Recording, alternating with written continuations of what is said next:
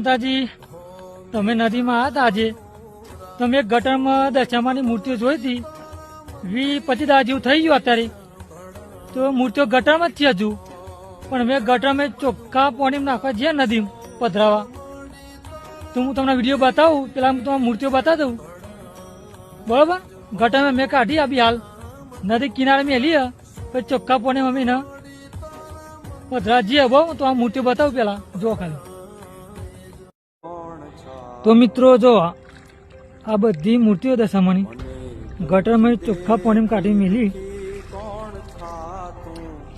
તો જે આ વ્રત કરે એવાની હિંમત કેવું કે મૂર્તિઓ એ દશામાની ચોખ્ખા પાણી પધરાવ, ગટામાં ના પધરાવશો.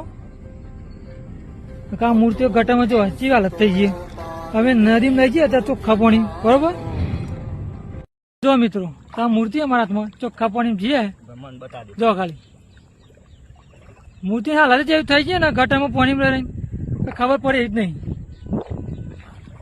પાણી મિલવા હેડ્યા, જો નરેનભાઈ જોયે ચોખ્ખા પાણી નદી, બરોબર? ચોખ્ખું પાણી હે તો આ મૂર્તિઓ બધી ત્યાં જતી રહેશે નદી, બરોબર?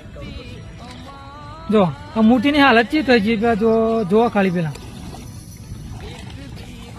તો વિનંતી એમ જ છે કે દસમાં 10 આપતી પી પણ મૂર્તિ હારી જગ્યાએ પધરાવો, ગટામાં ના પધરાવશો.